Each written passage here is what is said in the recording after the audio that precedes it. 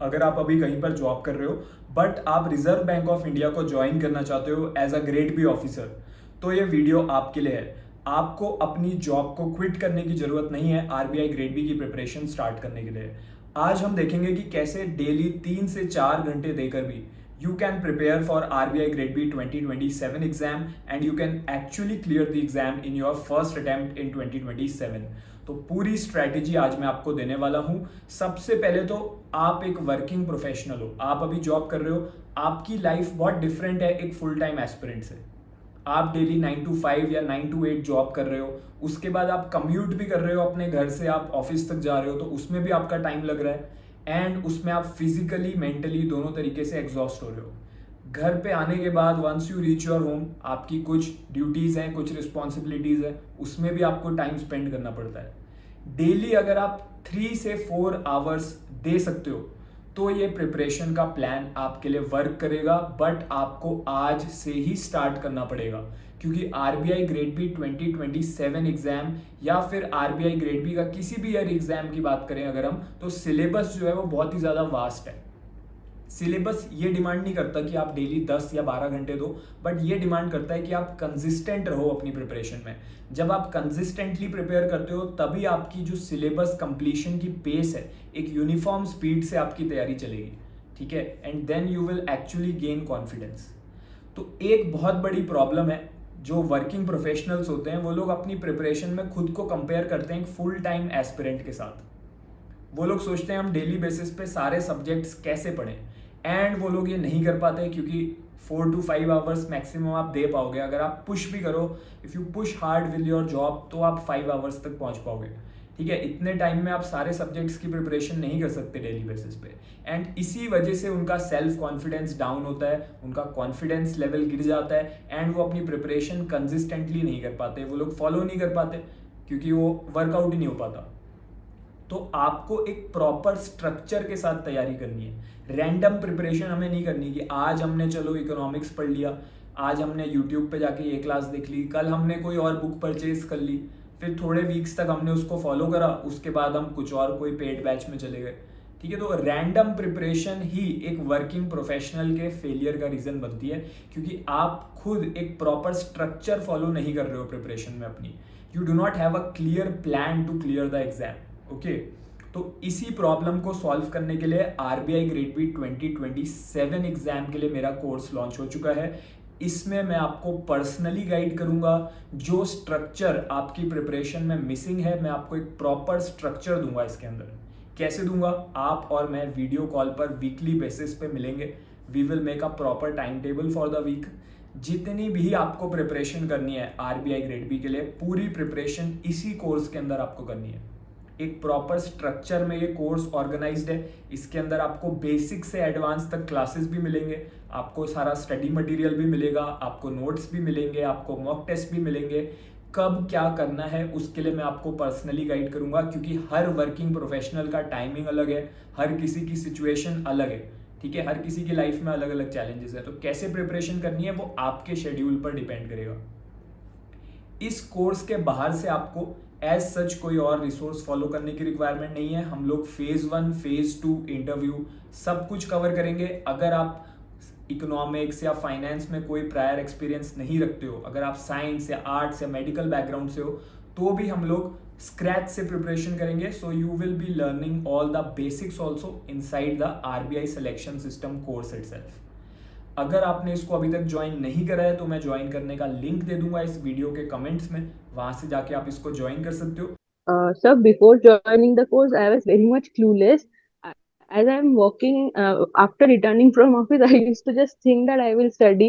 One day I used to study one scheme, and another day I just get tired and I used to go to sleep. But after joining in one week, the course is so compact and well organized, and it's in my head that I have to complete all the targets. So for me, it is a huge success. Like in one week, I have completed so much things like economic survey, budgets, current affairs, reasoning, English, finance. I gained so much knowledge. After revising, I know I will retain things, but I have learned so many things. So for me, this is a like this is a very much perfect course. I was very much confused, sir, about the other courses like ADA 24/7 or the other.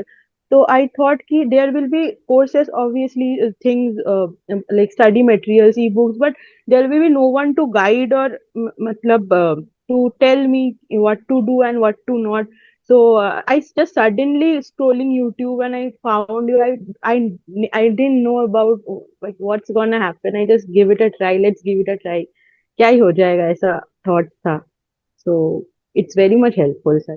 Videos इतने lengthy, हाँ videos इतने lengthy नहीं है, तो वो भी मतलब मुझे ठीक लगा कि 2 ढाई घंटे की क्लास ना होगी, बस 1 घंटे की क्लास है, तो वो भी इजीली मतलब कवर हो जाएगी. तो थोड़ा सा कॉन्फिडेंस सर अब अभी मुझे मतलब इनिशिएट करने के बाद मुझे ये कॉन्फिडेंस आया है कि बहुत ज्यादा मतलब लेंथी नहीं है, मतलब डुएबल है, हो जाएगा. नहीं तो अदर जैसे अदर कोर्सेज में मतलब मैं नाम नहीं लूंगी, तो उसमें बहुत 2 2 ढाई ढाई घंटे की क्लास है और इतनी बड़ी बड़ी समरी शीट वगैरह है, तो फिर वो वाइन में डाउट रहता है कि पता नहीं होगा या नहीं होगा, तो फिर वो सब छोड़ के तो फिलहाल तो मैं फेज 1 में ही लगी थी, बट अभी लग रहा है कि हो जाएगा, साथ में कोई दिक्कत नहीं है, मतलब फेज 1 फेज 2 भी हो जाएगा. तो जैसा कि हमने स्टार्टिंग में बोला था कि 3 से 4 घंटे अगर आप डेली दे सकते हो तो you can prepare for RBI grade B. कैसे प्रिपेयर करना है? देखिए, डेली आपको करंट अफेयर्स को 1 आवर देना है. Current affairs is the most important subject to clear first step of RBI which is the phase 1 exam. क्योंकि 200 मार्क्स का आपका पेपर होगा, उसमें से 80 मार्क्स की आपकी करंट अफेयर्स पूछी जाएगी, यानी कि 40% of the weightage is of current affairs only. Daily 1 घंटा आपको करंट अफेयर्स पढ़ना है. अगर आप मेरे कोर्स से प्रिपरेशन कर रहे हो तो आपको मंथली पीडीएफ मिलेगी. उस मंथ के जितने भी इंपॉर्टेंट करंट अफेयर्स हैं वो सारे पीडीएफ के अंदर हैं. You only have to go through that, learn it, memorise it. अभी जो 2026 में recent RBI grade B phase 1 हुआ था, around 60% questions were from the course itself in current affairs. तो जो स्टूडेंट्स पढ़ के गए थे कोर्स से आरबीआई सिलेक्शन सिस्टम से, they have performed well in the current affairs section.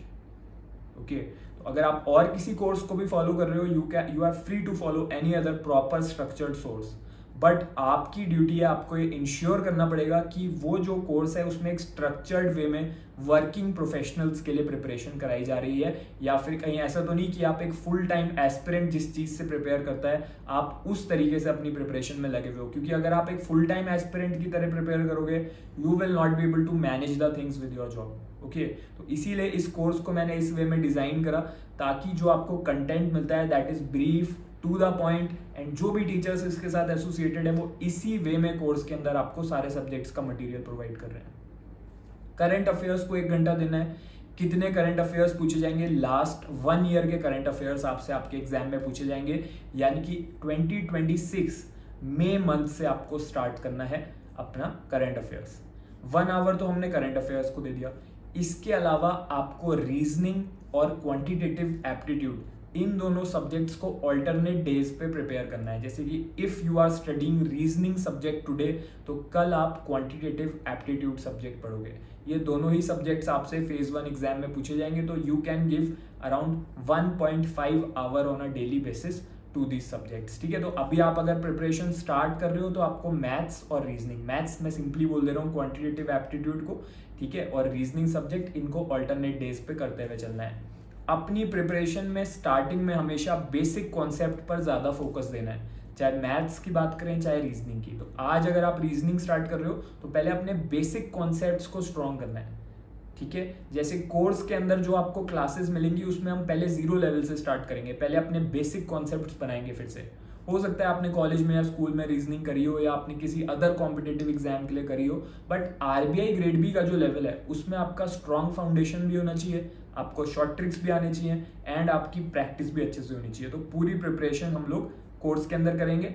If you are following any other course then also first focus on the basic concepts. ठीक है, तो आज रीजनिंग, कल मैथमेटिक्स, फिर परसों फिर से रीजनिंग. 1.5 our daily.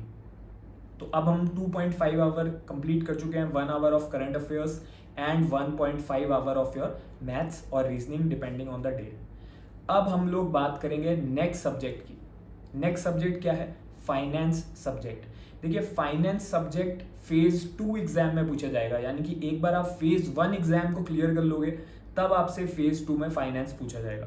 बट अभी से आपको फेज 2 की प्रिपरेशन भी स्टार्ट करनी पड़ेगी, क्योंकि एक बार आप फेज 1 एग्जाम दे दोगे आपको रफली 40 डेज का टाइम मिलेगा और आपका फेज 2 भी हो जाएगा। इतने कम टाइम में फेज 2 का सिलेबस कवर करना इट्स नॉट ह्यूमनली पॉसिबल, क्योंकि जो फेज 2 का सिलेबस है that is much more compare to the phase 1 examination. Phase 1 is just a broad filter, ताकि जो मैक्सिमम कैंडिडेट्स हैं उनको फिल्टर आउट कर लिया जाए, एंड उसके बाद फेज 2 में आपकी रियल नॉलेज चेक होती है इकोनॉमिक्स एंड फाइनेंस की। तो आज से डेली आपको मिनिमम 1 आवर आपको देना पड़ेगा फाइनेंस सब्जेक्ट को, एंड हम लोग इकोनॉमिक्स से स्टार्ट ना करके फाइनेंस सब्जेक्ट से स्टार्ट करेंगे, बिकॉज जो फाइनेंस सब्जेक्ट है उसमें बहुत सारे ऐसे कॉन्सेप्ट्स आप सीखोगे जो आपके इकोनॉमिक्स सब्जेक्ट से रिलेटेड है।